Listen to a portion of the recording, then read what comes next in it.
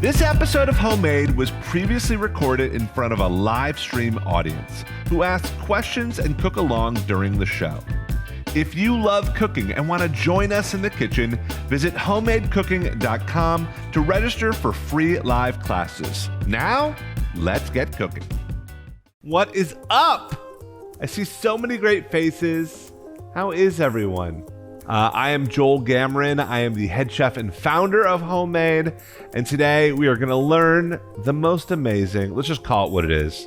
It's a tagine, Moroccan chicken, braised with a little bit of couscous. The tagine is kind of like those long braises, but they're usually done in those kind of, they look like almost like one of those cylinder tops. I want to say, what would you call that, Christina? Conical. A conical. Don't ever. I love That's it. the shape. I mean, okay. It's a conical. Has a Conical. cone-shaped It top. doesn't sound sexy. A conical. Okay. Well, that's why it's called a tagine. And if you're wondering what that beautiful voice is, that is Christina. She is our head of ops. Christina, how are you? I'm good. It's a sunny spring day in Seattle. I'm excited about this recipe. Yeah, I am too. And I'm really excited about it because it's really healthy. It feeds a lot of people. And it's really impressive. And when you can knock off those three things, healthy, great for a crowd, and really does knock someone on their socks, I think it's kind of a rare thing. And also very pantry friendly. Yes. But let's jump in. This recipe is so fast, you guys. And honestly, I want it to be fast. I want to prove to you guys how fast this truly is.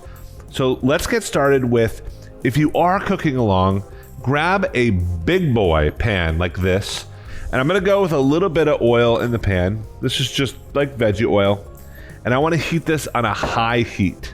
While that's heating up, great trick is we're gonna add a bunch of chicken in here, but instead of seasoning the chicken, getting that all over the table, making a mess, season the pan with a little bit of salt, a little bit of pepper. This kind of toasts up the pepper too, which I like. And it kind of evenly distributes it. And then I cut up some chicken breast. Like each breast I cut into like 3 pieces here, okay? And I'm just gonna slide those in to my hot pan.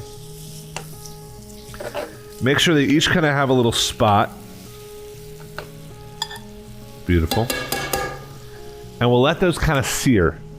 You want to get that color. So quickly I just kind of turn this upside down because I want both sides to get that salt and pepper treatment, even though they're not brown yet. And we're gonna let that next side sear a little bit.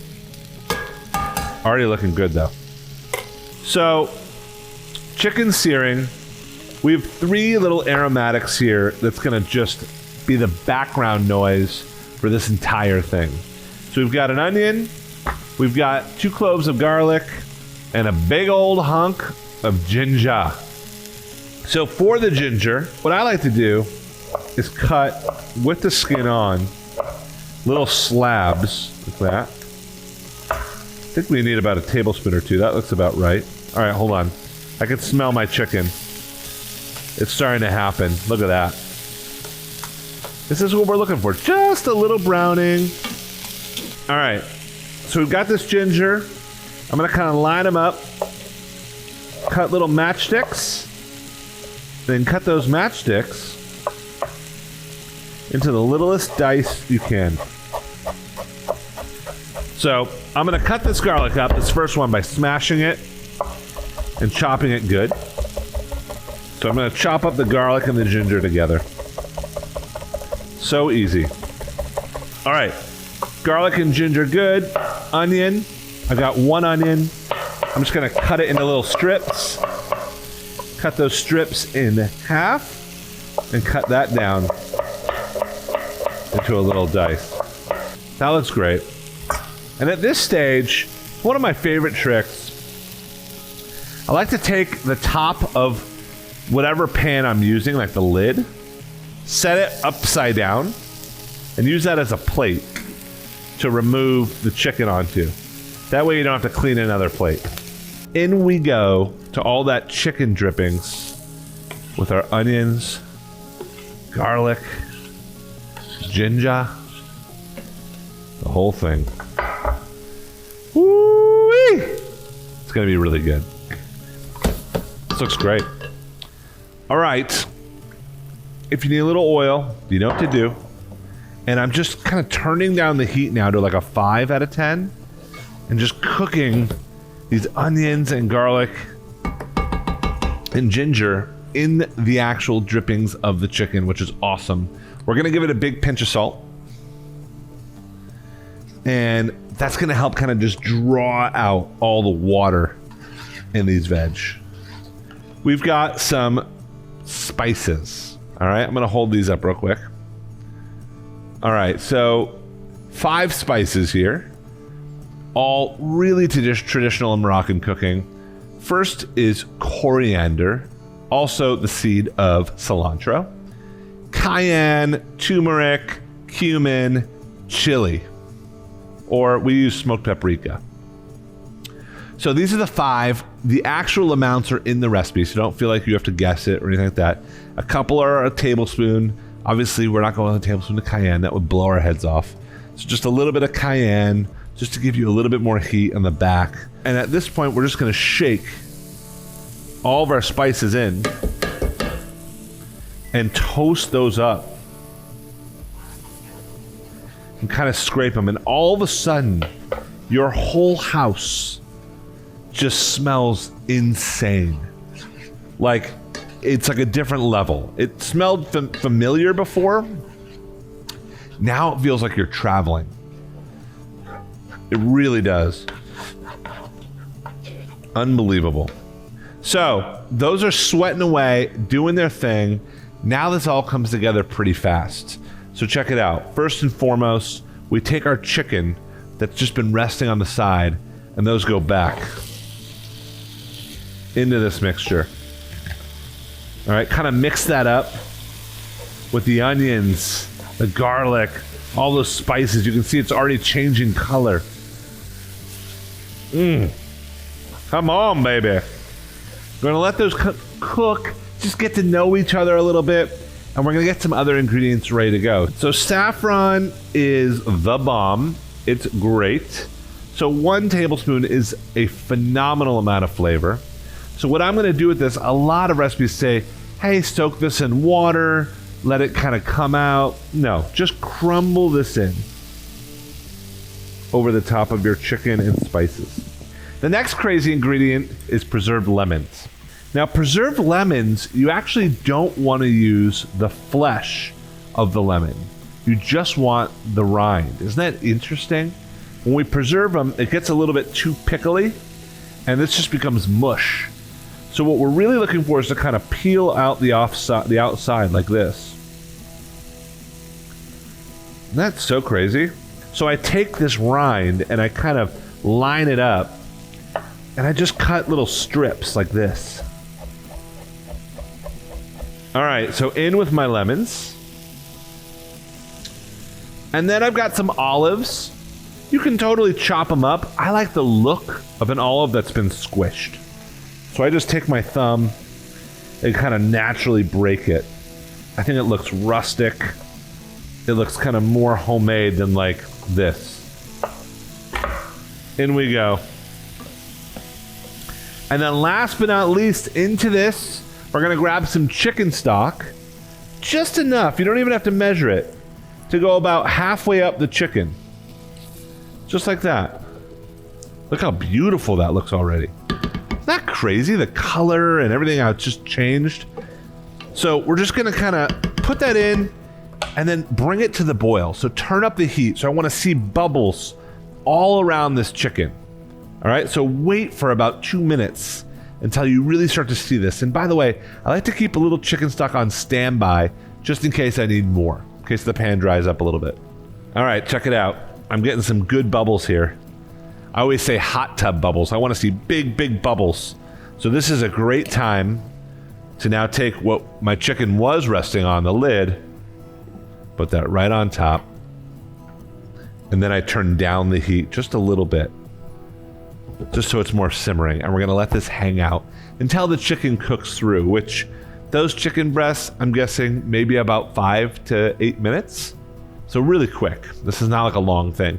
While this is cooking, we wanted to make like a really easy side dish that anyone can rock out. This could not be easier. It's like 2-3 ingredients. So first and foremost, we've got some couscous here.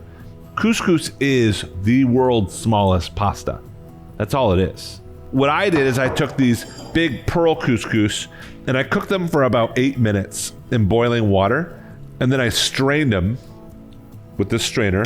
And you can see, just like pasta, it's kind of sticking together, which is totally fine at this stage. I'm going to scrape them all into a bowl. So I'm going to go with a couple of glugs of olive oil onto this couscous.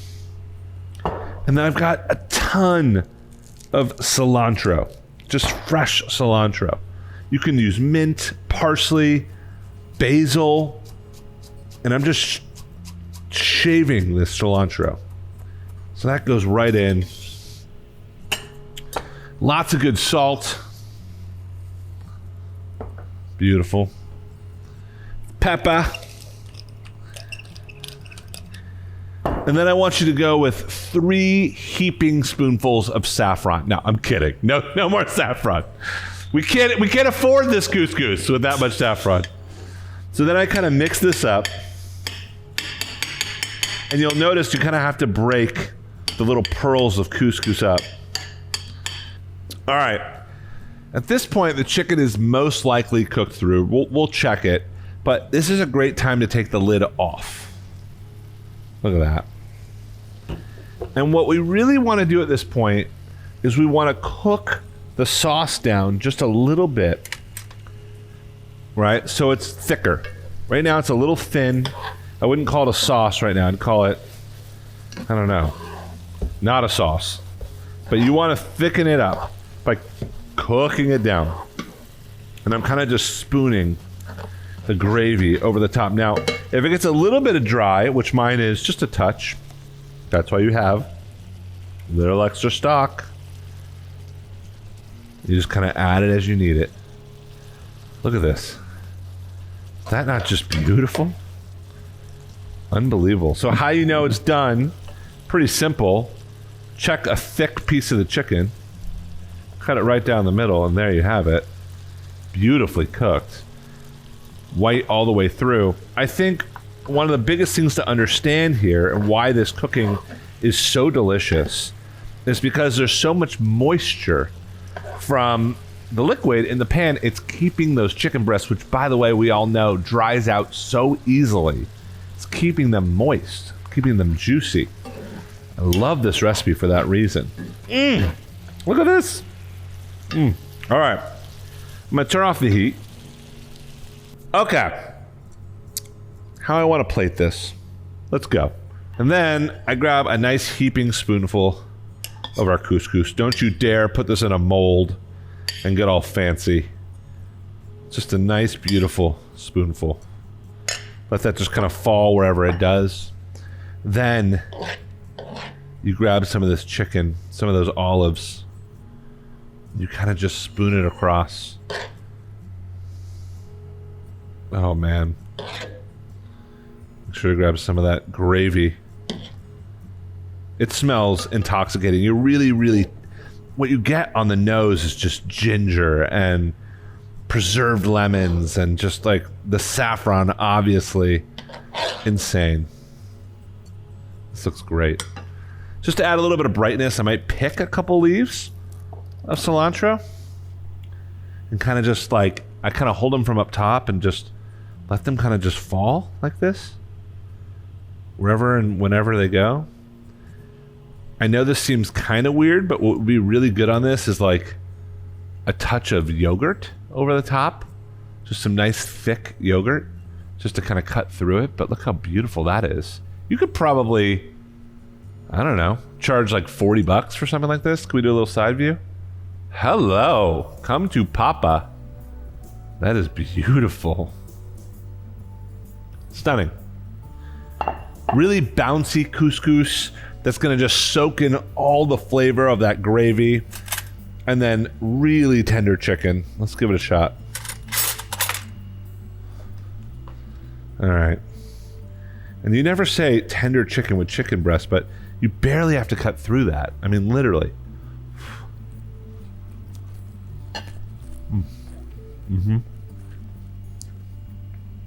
It's everything you want.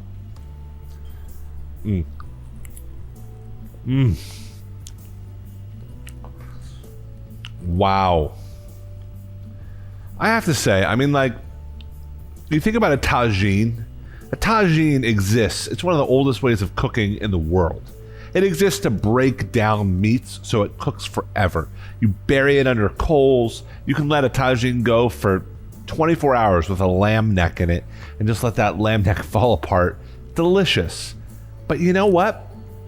Sometimes you don't have a lamb neck, and sometimes you don't have 24 hours. Sometimes you don't have a tagine, but you want those flavors. You want that history. You want that. And you can recreate it in literally 30 minutes with a chicken breast. It's healthy, it's fast, and it's just one of those things that everyone loves. It's surprisingly addictive. Like, just really surprisingly addictive.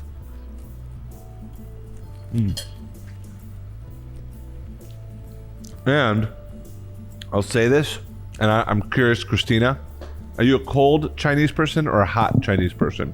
Chinese food. For dinner hot, for breakfast cold. That's everyone in the world. That's a good answer. That was a really good answer. But if you had to choose, if I was holding hot and cold, what would you choose? Cold, because I love those sesame noodles. I love the cold too. I love cold Chinese food. I love cold pizza. And honestly, this falls in that category. This chicken, as it gets cooler and just kind of like drinks the sauce it's sitting in with a nice, bright, light, cold couscous salad. You can bring this to work, chop this up, maybe work in some greens, have a big dinner salad. I love it. One more bite. I have to try with the olives. Also, the cilantro on top, great added kind of brightness to it. Guys, that about does it with today's class. We have some amazing classes coming up. And I have to say, I'm kind of obsessed with this dish. So get behind it. I want to see some people on social media cooking up some beautiful Moroccan chicken, some stunning couscous. Have a great week. We love you so much. Oh, did you have anything to add? Thanks, everybody. Have a good night. Bye, guys. Take care.